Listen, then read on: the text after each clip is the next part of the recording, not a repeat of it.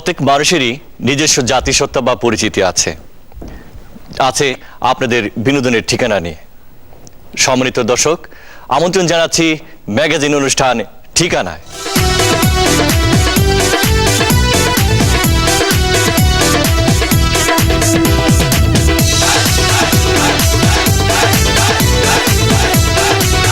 গ্রামের বাড়ি গ্রামেই আছে স্থায়ী ঠিকানায়, বর্তমান ঠিকানা সুখের আশায় এদিক সেদিক যায়।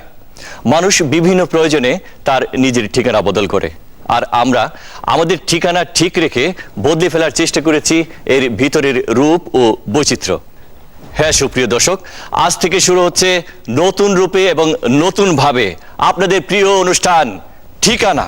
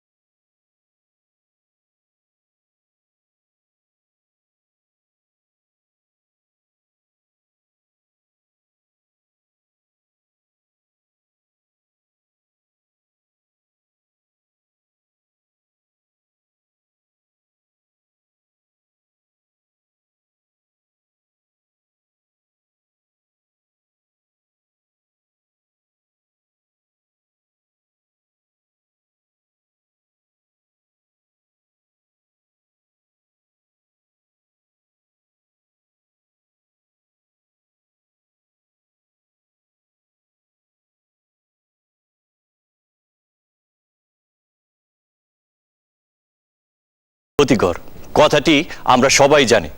সিগারেটের প্যাকেটেও এই ক্ষতির কথা জানিয়ে দেয়া থাকে সতর্কবাণী। এই শালা ভাই, এদিকে এদিকে এদিকে। বাহ বাহ বাহ বাহ বাহ বাহ, শালা ভাই আমার কি সুন্দর স্কুল ড্রেস পরেছে, নতুন জামা, নতুন প্যান্ট, ব্যাগ, তারপরে পানি। তুই যা ভাই, স্কুলে যা। শালা ভাই আমার লক্ষ্মী, শালা ভাই স্কুলে যাও। না দুলা ভাই, আমি স্কুলে যাবো না। তুই যাবি না কেন? স্কুলে গেলে স্যাররা পিটাই বেশি, মারে বেশি, বুঝাই কম। তো পড়ালেখা না করলে তো মারবে বেশি, পিটাবে বেশি। লক্ষ্মী ভাই আমার, যাও স্কুলে যাও। স্কুলে স্যাররা কি কইছে তুমি জানো? কি কইছে? তোর স্কুলে কম কমাইলেই চলবো, তোর মাথায় মেলা বুদ্ধি। হ্যাঁ দুলা ভাই, আমার মাথায় মেলা বুদ্ধি। তোর যে মাথায় বেলা বুদ্ধি, তাহলে আমি একটা প্রশ্ন করি। একটাকে পাঁচটা করো। ব্যাকরণ থেকে প্রশ্ন করতেছি। প্রশ্নটা হইতেছে যে রহিম ধূমপান করে না। না না দুলা ভাই, রহিম ধূমপান করে। আমি কই করে না, তুই কস করে। আমি নিজের চোখে দেখছি, বাড়ির সিপাই, ছাদের সিপাই, দোকানের সিপাই, সিপাই চাপাই, কোনায় কোনায় আচ্ছা ঠিক আছে ঠিক আছে ঠিক আছে, তোর কথাই হইলো যে রহিম ধূমপান করে। এখন বল দেখি, হ্যাঁ। রহিম ধূমপান করে এইটা কোন কারকে, কোন বিভক্তি? দুলা ভাই, এইটা তো নিঃসন্দেহে ক্ষতিকারক, এর কোনো বিভক্তি টিভক্তি নাই। ক্ষতিকারক বিভক্তি নাই? না, ধূমপান স্বাস্থ্যের জন্য ক্ষতিকারক। তুই বলতেছিস যে ধূমপান ক্ষতিকারক? হ্যাঁ হ্যাঁ। আচ্ছা, এত কিছু যাই না শুনাও, হ্যাঁ, হ্যাঁ। মানুষ কেন ধূমপান করে বলতো দেখি? দুলা ভাই কইতাছি, ধূমপানের কারণে কিছু উপকারও আছে। কি হ্যাঁ, উপকার আছে? হ্যাঁ। এই মাত্র বললি ধূমপান ক্ষতিকারক, এখন আবার বলতেছিস উপকার আছে। হ্যাঁ। হাই! তুই কি আমার সাথে মস্করা করিস নাকি? হ্যাঁ, কি আর কি মারিস? না দুলা ভাই। আচ্ছা ঠিক আছে, এই উপকার কি কি আছে এটা একটু বোঝায় কথা। এক নাম্বার হলো ধূমপানের কারণে ঘরে চোর ঢুকে না। আর দুই নাম্বার হলো ধূমপানের কারণে কোনো জন্তু জানোয়ার কামড়ায় না। আচ্ছা আচ্ছা আচ্ছা, জন্তু জানোয়ার কামড়ায় না। না, না। বাহ বাহ বাহ বাহ। তারপর তিন নাম্বার হইলো ধূমপানের কারণে ওই যে মাথার চুল পাকে না। মাথার চুল পাকে না? না। বাহ বাহ বাহ, তাহলে মেলা উপকার। দেখ আমি এই সুযোগে একটা ধূমপান কইলাম। না না দুলা ভাই, আমি তোমার এই কাম করবার দিব না। এই মাত্র ওরা বললি যে উপকার আছে, তো ধূমপান করতে দিবি না কেন? আমি কইতাছি, আমি তোমারে বুঝাই। আচ্ছা ঠিক আছে, বুঝা রাখো বুঝা রাখো। এই যে এক নাম্বার ধূমপানের কারণে যে ঘরে সুর ঢুকে না। হ্যাঁ। আরে সুর ঢুকবো কেমনে? ধূমপান করতে করতে এই যে বুকের মধ্যে কপ কার জমে আচ্ছা, আচ্ছা, আচ্ছা, আচ্ছা। খুল্লুর খুল্লুর করে হ্যাঁ, কাশতে হ্যাঁ। থাকে। রাত 2টা 3টা পর্যন্ত গৃহস্থ সজাগ থাকে। হ্যাঁ। ওই সময় সুরে কাশির আওয়াজ পাইয়া দৌড় দেয়। ও আচ্ছা আচ্ছা, এই জন্য ঘরে তোর ঢুকতে পারে না। সুর বাহ ঢুকতে বাহ, পারে না। হ্যাঁ, তারপর দুই নম্বরটা? 2 নম্বরে ওই যে কইলাম যে জন্তু জানোয়ার কামড়ায় না। হ্যাঁ, হ্যাঁ। আরে কামড়াইবো কেমনে? ধূমপান করতে করতে করতে করতে শরীরের মধ্যে হাড্ডি ছাড়া মাংস থাকে না। হ্যাঁ, আর হ্যাঁ। শরীরে দুর্বল হয়ে যায়। শক্তিও থাকে না, থাকে না, দুর্বল হ্যাঁ। হয়ে যায়। যার কারণে একটা আরেকটা কান্দের উপরে ভর করে চলে। হ্যাঁ, হ্যাঁ। আর নাহলে বগল তলে লাড়ি দিয়ে এই যে এমনি খুঁড়ায় খুঁড়ায় আসে। আচ্ছা, আচ্ছা, ওই আচ্ছা। বগল তলে লাড়ি দিয়ে হ্যাঁ জন্তু জানোয়ার দৌড় দেয়। জন্তু জানোয়ার দৌড় দেয়। আর 3 নম্বর বলি মাথার চুল পাকে না? এটা বুঝো না। না। আরে চুল পাকবো কেমনে? এই যে অল্প বয়সে ধূমপান করতে করতে এই আয়ু থাকে না, আয়ু একেবারে শেষ হয়ে যায়। হ্যাঁ। এই অল্প বয়সে মনে করো যে 30, 32, 33, 34, হ্যাঁ। 35, 40 বছর আগে হুট করে একেবারে দমাইটটা মরে যায়। ও আচ্ছা আচ্ছা আচ্ছা, মানে চুল পাকার আগেই সে মারা যায়, এই জন্য চুল পাকে না? না, না। বাহ বাবা বাবা, শালা ভাইয়ের মাথায় তো মেলা বুদ্ধি। আর বল, ধূমপান স্বাস্থ্যের জন্য ক্ষতিকর। সুস্বাস্থ্যের জন্য এরকম সচেতনতা ভালো। অনেক সচেতন ব্যক্তি আবার বেশি সচেতনতা দেখাতে গিয়ে অসচেতন ভাবেই নিজেকে হাসির পাত্রে পরিণত করে ফেলেন।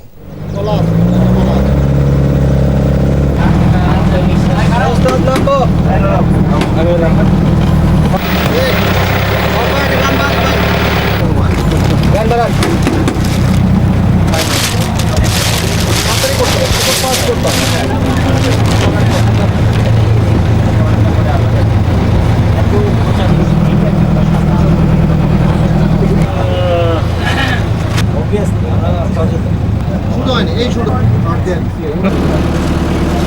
কি ব্যাপার ভাই, আপনি একবার যেটা বলে গেটস বলেন, ধন্যবাদটা তো দিলেন না? আর বললেন না ভাই, দেখলেনই তো হেল্পার নামতে গেলে তো বাম পাকে দিয়ে না, তাই খুলে এই কেসটা করে দিল। এক পায়ে না করে দু পায়ে করলে কি সমস্যাটা ছিল? না রে ভাই, আমি আবার অফিসে চাকরি করেছি, মোটামুটি একটা অফিসার, তাই এই কেস পড়ে গেলে অফিসে একেবারেই বেমানা। অফিসে যে এই কেসটা খুলে আবার নর্মাল শু করে দিল। ব্যাপারটা তো খারাপ না? বাহ, আপনার তো দারুণ বুদ্ধি। সচেতন থাকলে অবশ্য ক্ষতির সম্ভাবনা কমিয়ে ফেলা যায়, কিন্তু অধিক সতর্ক থাকার পরও কি মন ধরে রাখা যায়? নিজের অগোচরেই মন কখন চুরি হয়ে যায়। রঙ্গিলা বন্ধুয়া, রঙ্গিলা বন্ধুয়া।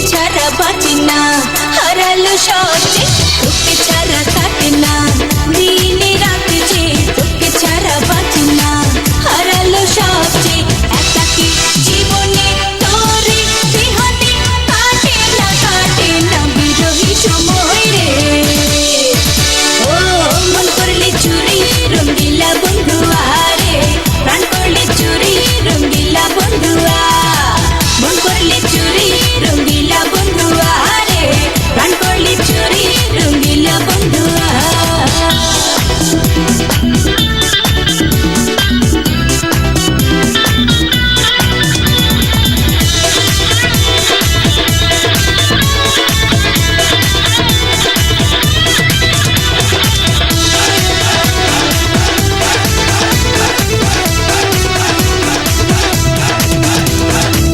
শূন্য প্রহরে স্বপ্ন নিবিড়ে জাকুতি সবে যে তোরে ছোঁয়ারে শূন্য প্রহরে স্বপ্ন নিবিড়ে জাকুতি সবে যে তোরে ছোঁয়ারে শুধু তুই একবার আমারে হৃদয়ে ভালোবাসারে পরশ দিয়ে যা রে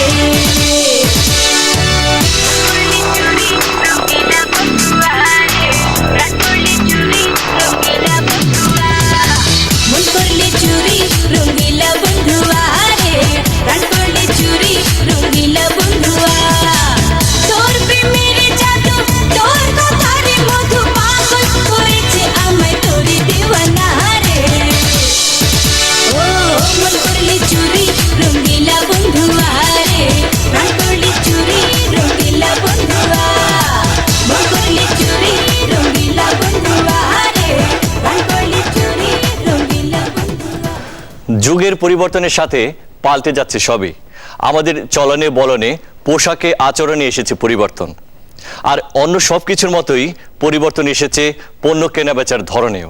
আপা মহেশ কোরবানির মহেশ লাগবে নাকি ওট কোরবানির ওট সাগর রাখবেন সাগর রাখবেন নাকি কোরবানির ওট গরু মহিষ ছাগল লাগবে গরু কোরবানির গরু রাখবেন মহেশ কোরবানির মহেশ সাগর রাখবেন সাগর গরু মহিষ ছাগল লাগবে গরু কোরবানির গরু রাখবেন মহেশ কোরবানির মহেশ সাগর রাখবেন সাগর কোরবানির গরু মহিষ ছাগল মহেশ কোরবানির মহেশ কোরবানির ওট লাগবেন গরু কোরবানির গরু সাগর রাখবেন কোরবানির গরু মহিষ উট রাখবেন নাকি রাখবে গরু রাখবেন নাকি কোরবানির ওট কোরবানির ওট ভ্রাম্যমান কোরবানির হাট, গরু, উট, মোষ, ছাগল, হ্যাঁ, তো এই গরু ছাগল উট এগুলো কোথায়? আমার কোম্পানির লোক আপনাদের বাসায় বাসায় মানে হোম সার্ভিস করছি। এখন বলেন স্যার আপনি কি নেবেন, গরু, উট, মহিষ নাকি ছাগল? এই গরুটা। এই দেখি দড়িটা, গরু পছন্দ হয়েছে তো স্যার? এই নেন স্যার দড়ি। দড়ি? এই দড়ি দিয়ে আবার কি করবো? স্যার গরু নিলে তো আপনার দড়ি লাগবেই। এটার দাম কত? এই দাম চাইলে 2 লাখ টাকা। 2 লাখ। আর দামাদামি যদি করেন তাহলে 50,000, আর আপনি যদি নেন আপনার জন্য মাত্র 20,000 টাকা। 20,000? 2 লাখ টাকার গরু 20,000 টাকায় কয় কি? স্যার কি ভাবছেন? চিন্তার কোনো কারণ নাই স্যার, যেহেতু আপনি আমার কোম্পানির প্রথম কাস্টমার, আপনার কাছে বেশি আমি বউনি করুম, সে তো আপনার কাছে আরো 50% ডিসকাউন্ট, মানে মাত্র 10,000 টাকা দেন স্যার। 2 লাখ টাকার গরু 10,000 টাকায় কয় কি? বুঝতে পারছি আপনি একটু আপিত্ত করছেন, যাই হোক আপনাকে আমি আরো 50% ডিসকাউন্ট করলাম, মাত্র 5,000 টাকা দেন স্যার। না, পারবো না। স্যার কত দেবেন আপনি? আমি 200 টাকা দেবার চাই। 200 টাকা? 200 টাকা দেবো, ঠিক আছে দিয়ে দিই। ঠিক আছে, আপনি যেহেতু মুরব্বী মানুষ অনেক আপিত্ত করছেন, তাহলে দেন 200 টাকায় দেন। এই না,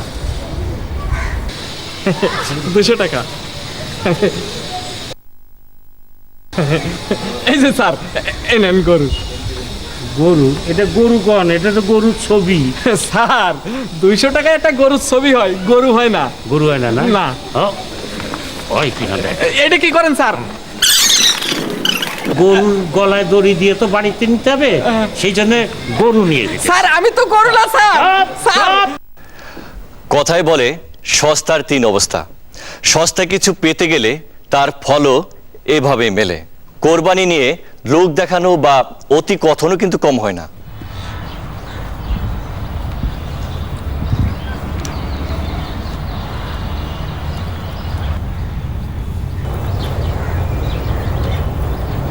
কি খুঁজতেছ? আব্বা একটা টাহা দিছিল, তা কোহানে যে গোড়াটি মারাই ফেলালাম, খুঁজিয়ে তুমি ওটা পাচ্ছি না কদি। কোহানে গেছিলি দোস্ত? হাটে গেছিলাম, গরু কিনা বাড়িতে রেখে আইছি। তোরা এবার কি কোরবানি দিবি? কি যে কোরবানি দেয় তা আব্বা জানে। গতবার তো 22টা গরু, তারপর ওই 10টা ছাগল কোরবানি দিছিল। সাফা মারার রাত জায়গা পাস না না? আরে তোর ঘর তো আমার ঘরের লগে, তোরা কটা কোরবানি দিস আমি জানি না। তাহলে আমি কি মিথ্যে কথা কই? মিথ্যা কথা মানে বেটা ডাহা মিথ্যা কথা। আর দূর তুই বুঝতেছিস না, আমার আব্বা প্রত্যেক বছরে কোরবানির দিন মানুষের বাড়ি বেড়ি যাইয়া চামড়ার জন্য পরে আগে গরু ছাগল কোরবানি দেয়, আমাকে তা না। প্রতিভা কখনো লুকিয়ে রাখা যায় না। বৃক্ষে যেমন তার ধরন অনুযায়ী ফল ধরবেই, তেমনি অন্য কর্মে বা পেশায় থাকলেও আপন প্রতিভা একসময় প্রকাশ পাবেই।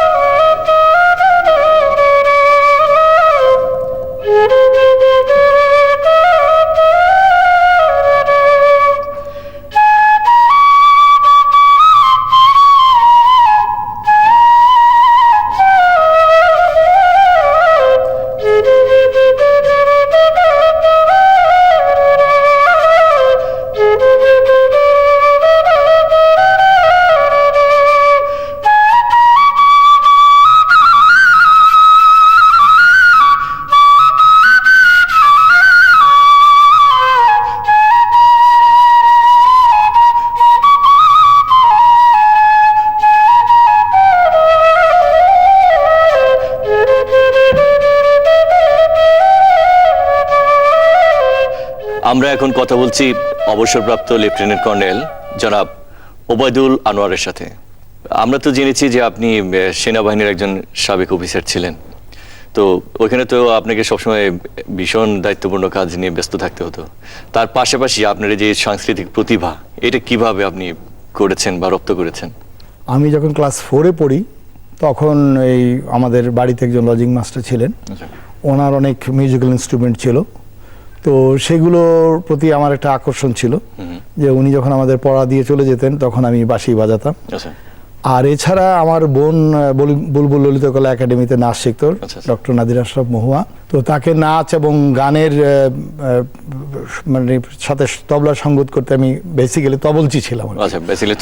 হ্যাঁ তবলচি ছিলাম। তো তবলচি থেকে আমি গ্র্যাজুয়ালি এগুলো দেখতে দেখতে দেখতে দেখতে আমি শিখে যাই। টিচাররা যখন আমার বোনকে শেখাচ্ছে তখন আমি দেখে আমি নিজে আবার ওগুলো প্র্যাকটিস করতে। ব্যক্তিগতভাবে আমি কোনো শিক্ষকের কাছ থেকে আমি এগুলো শিখিনি, আমি অবজারভেশন থেকে মোটামুটি শিখেছি। এবং বাঁশিটা আমি একেবারে ছোটকাল থেকে বাজাতে বাজাতে এটা প্রায় আমার মানে কি বলবো অভ্যাসে পরিণত হয়েছে।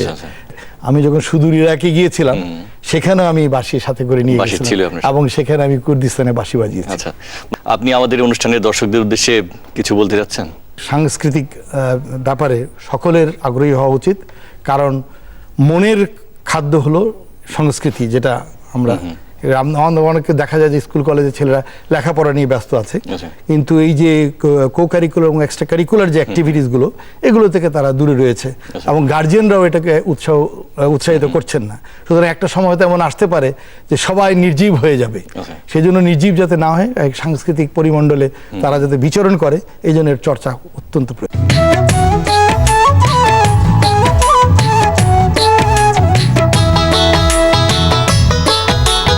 চহল মনা ভাই দেশে যাই, দিন তো বইয়া যায় রে, চল মনা দেশে যাই রে। চহল মনা ভাই দেশে যাই, দিন তো বইয়া যায় রে, চল মনা দেশে যাই রে। চল মনা দেশে যাই রে।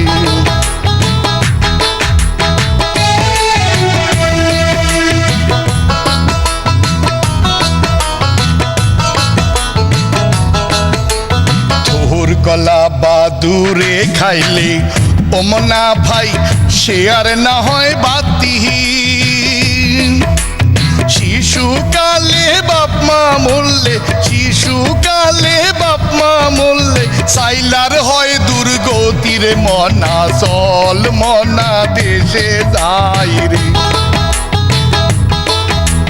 চহল মনা ভাই দেশে যাই দিন তো বয়া যায় রে চল মনা দেশে যাই রে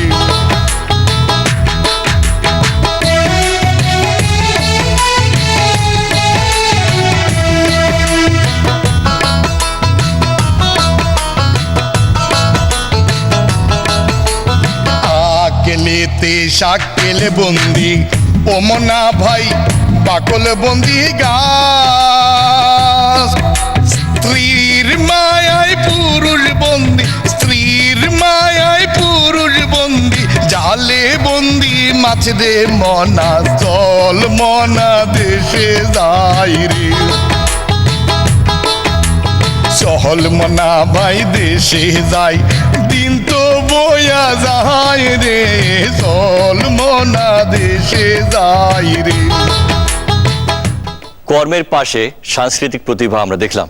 আসলে আমাদের সবার মাঝেই কোনো না কোনো প্রতিভা লুকায়িত রয়েছে। হয়তো কখনো সে প্রতিভা প্রকাশ পায় অথবা সুযোগের অভাবে সে প্রতিভা অজানায় রয়ে যায়। তবে চলুন খেলাধুলার মাধ্যমে আমরা নিজেদের প্রতিভাগুলো যাচাই করে নিই। দর্শক মণ্ডলী, ঠিকানার গেমস শোতে আপনাদের সবাইকে স্বাগত জানাচ্ছি। আমাদের এবারের সেগমেন্টে আমরা একটি মজার খেলা খেলবো চারজন প্রতিযোগীকে দিয়ে। আপনারা দেখতে পাচ্ছেন চারজন প্রতিযোগী, তাদের পাশে চারটি বাক্স রয়েছে এবং সেখানে চারটি প্রতীক তাদের জন্য বরাদ্দ করা হয়েছে। আমরা দেখতে পাচ্ছি ওখানে ফুটবল প্রতীক নিয়ে আছেন একজন আছেন বেগুন, একজন আছেন গাজর এবং একজন আছেন টমেটো প্রতীক নিয়ে। দর্শক মণ্ডলী, আমাদের 2 মিনিট সময়ের মধ্যে এই চারজন প্রতিযোগীকে এখানে আমরা সবগুলো উপকরণ রেখেছি। 2 মিনিটের মধ্যে যে প্রতিযোগী সবচেয়ে বেশি সবজি এবং বল সংগ্রহ করতে পারবে এবং তাদের নির্ধারিত বাক্সে রাখতে পারবে সেই হবে বিজয়ী। তাহলে আমরা শুরু করতে যাচ্ছি এবং এখানে বলে দেই যে একজন একবার এসে 2টির বেশি কোনো বিষয় নিয়ে যেতে পারবেন না, 2 হাতে 2টো জিনিস নিতে হবে। তাহলে আমরা শুরু করছি। প্রতিযোগীরা টান টান উত্তেজনা নিয়ে খেলার জন্য প্রস্তুত। আমি 1 2 3 বলার সঙ্গে সঙ্গে খেলা শুরু হবে। রেডি 1 2 3। আসেন, দ্রুত আসতে হবে, দ্রুত আসতে হবে, দ্রুত সামনে। যার যার বাক্সে তার তার প্রতীকগুলোকে নিয়ে রাখতে হবে। আপনারা কাছাকাছি চলে এসছেন, কাছাকাছি চলে আসছেন। হ্যাঁ, নিতে হবে এবার যার যার প্রতীক আপনারা মনে রাখেন এবং 2টো করে নিতে হবে। 6 5 4 3 2 1 স্টার্ট।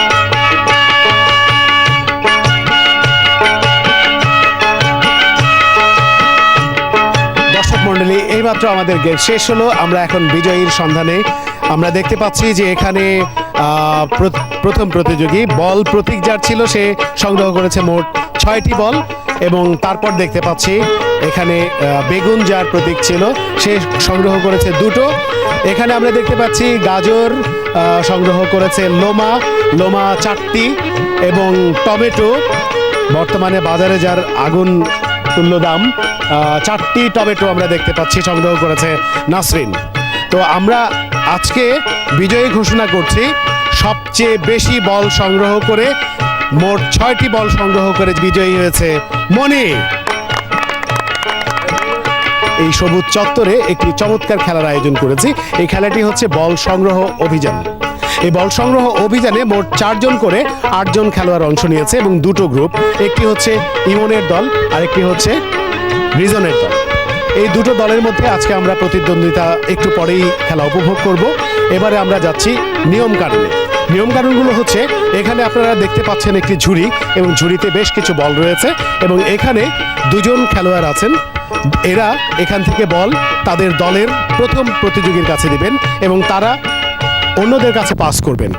কিন্তু মূল কথা হচ্ছে যে যারা বলটি সংগ্রহ করবেন তারা 1 হাতে রিসিভ করতে হবে, 2 হাতে রিসিভ করতে পারবে না। শুধুমাত্র এখান থেকে যারা বল তুলবে তারা 2 হাতে বলটা তুলবে এবং শেষে যারা রিসিভ করবে, পেছনে আপনারা দেখতে পাচ্ছেন 2 জন মেয়ে, ওরা ওখানে 2 হাতে বলটা রিসিভ করতে পারবে।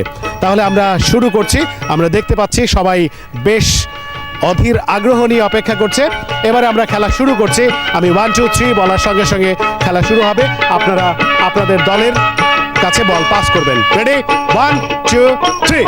ঠিক 2 মিনিটের মধ্যে আপনারা সবচেয়ে বেশি বল যে দল সংগ্রহ করতে পারবেন তারাই হবেন আজকের বিজয়ী। আমরা দেখতে পাচ্ছি খেলোয়াড়রা বেশ অভিজ্ঞ এবং চমৎকার খোশ মেজাজে তারা খেলছে।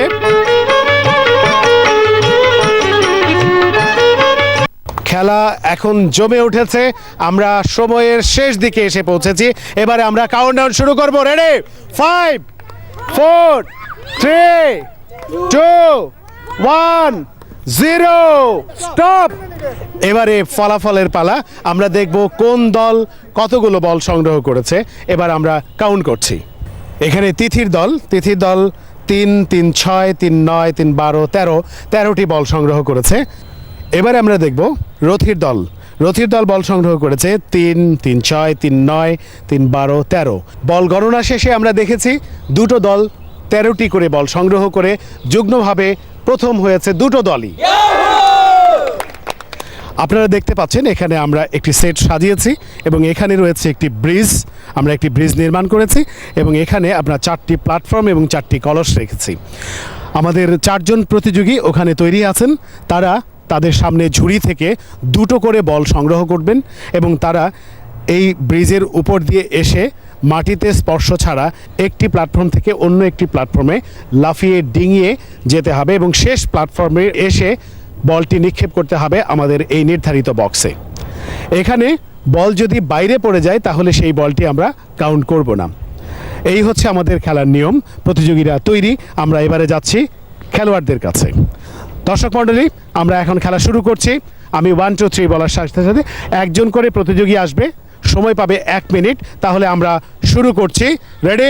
প্রথম প্রতিযোগী উজ্জ্বল, এই ডিসকোয়ালিফাই। দ্বিতীয় প্রতিযোগী ন্যান্সি, তোমার সময় শুরু এখন। দর্শক মণ্ডলী, আমরা করতালির মাধ্যমে তাদের অভিনন্দন জানাই। আমরা দেখতে পাচ্ছি জোরে জোরে জোরে জোরে সময় প্রায় শেষ। সময় শেষ। তৃতীয় প্রতিযোগী রেজওয়ানের খেলা শুরু করছি। সময় শুরু এখন। আমরা দেখতে পাচ্ছি প্রতিযোগী খুব সন্তর্পণে এগিয়ে চলেছে লাফিয়ে। খুব দ্রুত সময় শেষ। দর্শক মণ্ডলী, 4 জন প্রতিযোগীর মধ্যে 3 জন এইমাত্র শেষ হলো। এবারে সর্বশেষ প্রতিযোগী লোমা আসছে। এবার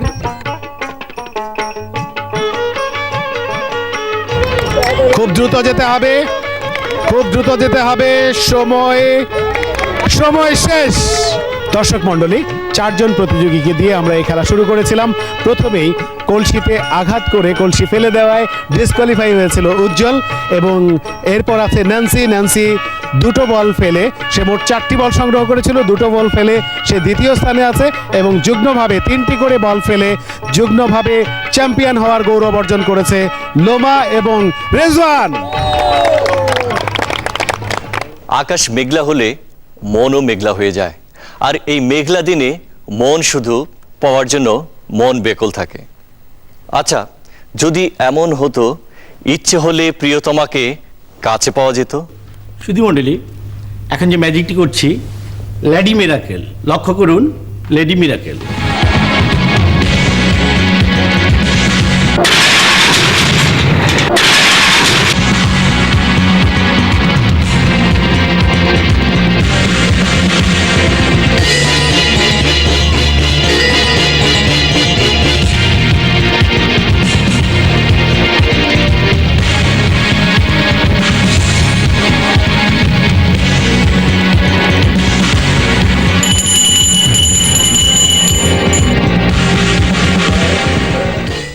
আমরা চাই না কোনো করুণা, চাই না কোনো প্রতিদান। শুধু মানুষ হিসেবে মানুষের পাশে বাঁচার অধিকারটুকু মাংসে গড়া। আমরা কি পারি না ওদেরকে ভাই বোন কিংবা বন্ধু হিসেবে ভাবতে? কখনো কি তাদের ভাবতে পারি না বন্ধু, কিংবা তার যেখানে যেভাবে থাকে না কেন আমাদের চলার পথ কিন্তু সীমিত। এক সময় যিনি ছিলেন আমাদের বিনোদনের সঙ্গী, হাজারো দর্শককে মাতিয়ে রাখতেন আপন প্রতিভায়। জীবন সায়ান্নে তিনি আজ শয্যাশায়ী। সুধী দর্শক মণ্ডলী, আমাদের প্রিয় অভিনেতা সাইফুদ্দিন আহমেদ। তুই তো পাবি না অনেকগুলো টাকা, রাজি আবার হবে না। তোকে দিয়ে কিচ্ছু হবে না।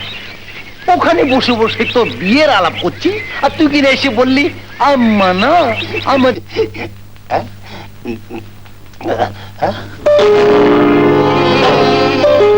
বাবারে, পুলিশ!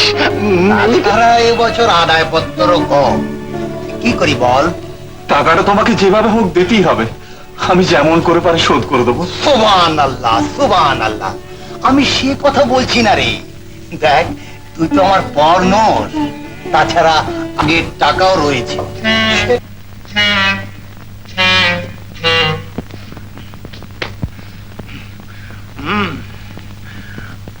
আমি পড়ে গেলুম, পয়সা নেই।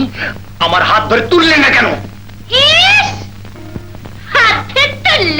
দেখো, বেশি চেঁচামেচি করো না মায়ের। আমি তোমার স্বামী।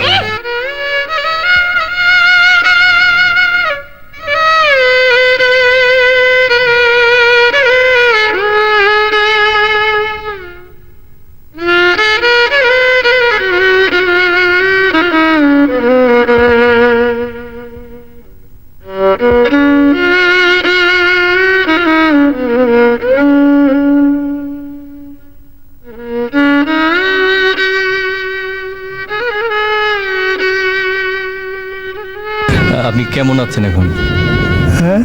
কেমন আছেন? ভালো আছেন আপনি? ভালো আছেন। মানে আপনি এমনি দর্শকদের উদ্দেশ্যে আপনার যে এত ভক্ত আছে সারা দেশে, তাদের জন্য কিছু বলতে চান? সবাই দোয়া করবে। এখন কেমন আছেন উনি? আমি একটু ভালো আছি, এতদিন তো আরো ইয়ে ছিল। তো এখন আমরা ওনার যত ভক্ত আছে তাদের কাছে আমরা দোয়া চাই শুধু, আর সুখে থাকেন, বড় হন, আনন্দ হন, সকলে আল্লাহর দয়ায়। এক সময় যে মানুষটি তার অভিনয়ে জাদুমন্ত্র বলে কখনো মানুষকে হাসাতেন, কখনো কাঁদাতেন, জীবন সায়ান্নে আজ সেই মানুষটি শয্যাশায়ী। সম্মানিত দর্শক, আমরা এই গুণী শিল্পীর দ্রুত আরোগ্য কামনা করছি, যাতে উনি দ্রুত সুস্থ হয়ে আবার আমাদের মাঝে ফিরতে পারেন। আর ওনার পরিবারের পক্ষ থেকে অগণিত দর্শকদের কাছে এইটুকু মিনতি, সবাই এই গুণী শিল্পীর জন্য দোয়া করবেন যাতে উনি দ্রুত আরোগ্য লাভ করেন। সুধী দর্শক মণ্ডলী, আমাদের অনুষ্ঠান আজ এ পর্যন্তই। আগামী অনুষ্ঠান দেখার আমন্ত্রণ রইল। তবে হ্যাঁ, রাস্তা পার হওয়ার সময় অবশ্যই ফুট ওভারব্রিজ অথবা জেব্রা ক্রসিং দিয়ে পার হবেন। ভালো থাকবেন সবাই। আল্লাহ হাফেজ। ঠিকানা, প্রাণের ঠিকানা, ঠিকানা, প্রাণের ঠিকানা। সবুজে শ্যামলে ঘেরা ফুল ফসলে ভরা অনন্ত সম্ভাবনার এই দেশ বাংলাদেশ। ঠিকানা, প্রাণের ঠিকানা, ঠিকানা,